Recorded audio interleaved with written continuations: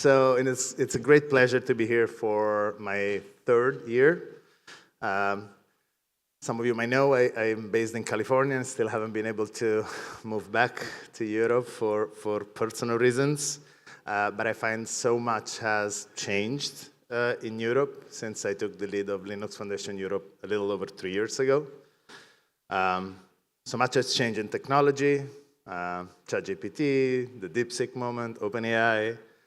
So much has changed geopolitically as we live in a world of trade wars and, sadly, actual wars. In fact, I called my wife last week. I was like, A, hopefully they let me back in. B, can we think about moving out, actually? But there's also a great realization that open source is core of digital sovereignty. And that's what I'm seeing really different this week in Europe. Actually, I've been in travel in Europe for 2 weeks. The conversation I had last week in Davos, this week in Brussels, with global policymakers, industry leaders, communities alike, they feel much more mature and concrete. It has moved decisively towards the how. How do we actually deliver growth that meaningfully supports Europe's strategic goals around digital sovereignty. Particularly when it comes to open source, we're no longer stuck in the false dualism between open source and proprietary software. There's now a broad understanding, even from the conversations today, that every piece of modern software contains anywhere from 80 to 95% of open source components. I think someone mentioned it this morning.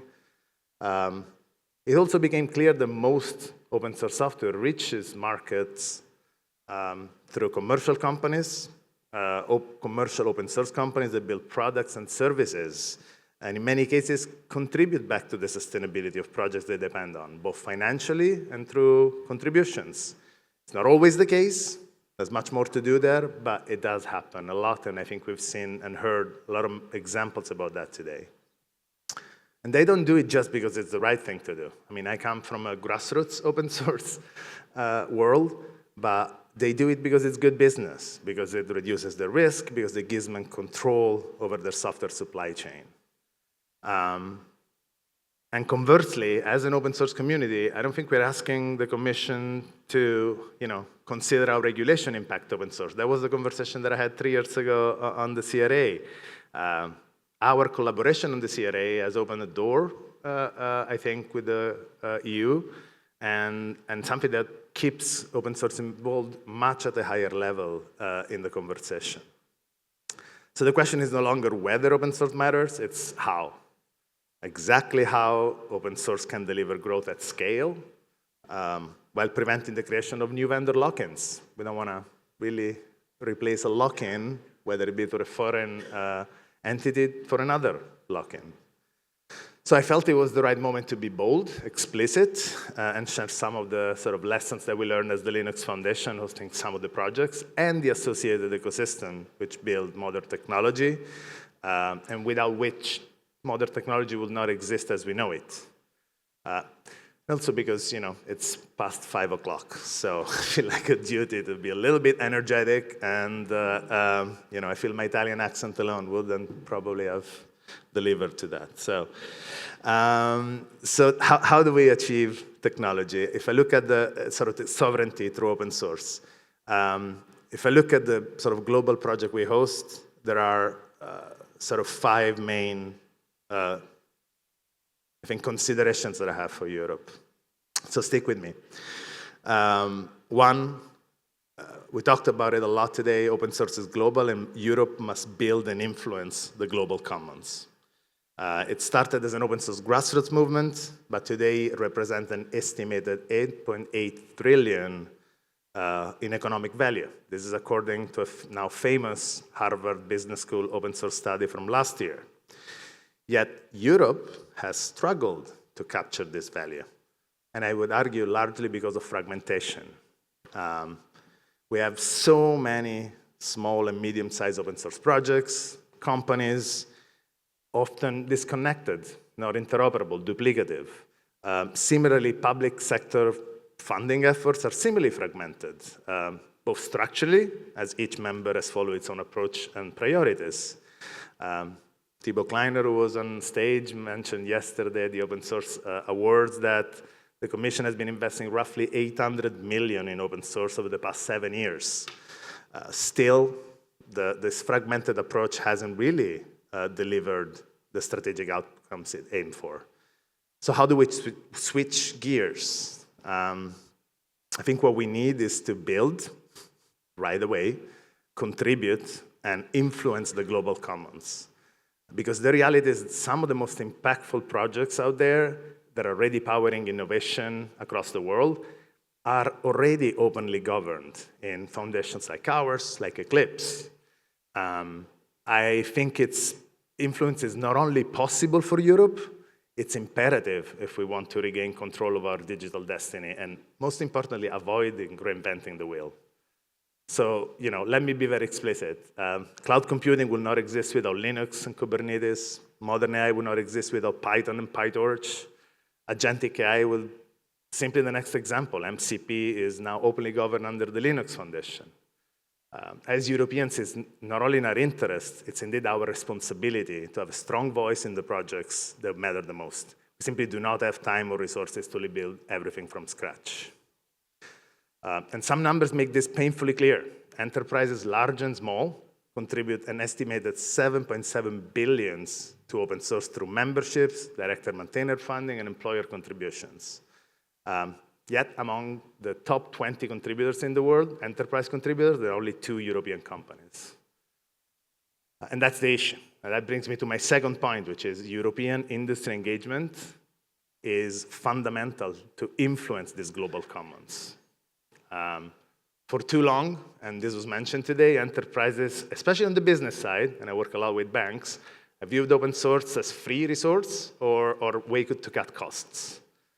But what changed now, again, as I work with banks, is the realization that open source enables faster innovation, reduces supply chain risk, and allows companies to control their own destiny. The ROI has become undeniable. And so I exhort more European companies to contribute and participate upstream open source in these global commons.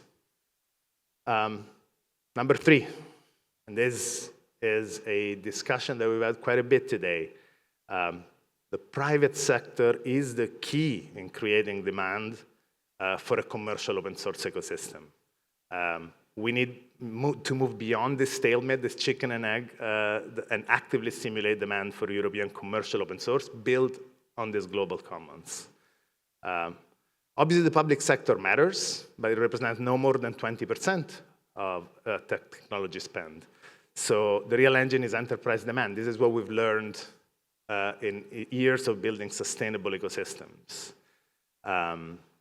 So it's important that enterprises define the requirements, expectations, and vocally support open source as an alternative for digital sovereignty.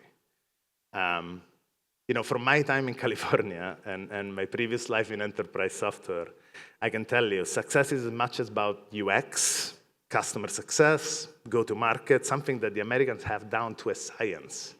And so when industry clearly defines what it needs and becomes comfortable procuring commercial open source, viable startups will emerge and ultimately scale. But on the supply side, we cannot just wait. I heard someone say this week that demand must come first, so entrepreneurs feel safe to build. I'm sorry, I never heard about entrepreneurial safety. I know about entrepreneurial risk. That said, funding condition and scaling friction needs to change. Which brings me to my point 4. Commercial open source must become a core investment thesis, both for public and private capital. All of our ecosystems have scaled through enterprise funding that we mentioned above, and VCs. I'm encouraged to see initiatives like EU Inc. to really reduce the friction to access the market, but I also argue that the Scale Up Europe Fund and a lot of the energy that I see from VCs right now in Europe should focus on commercial open source. My message is simple, and it's to bet big on open source.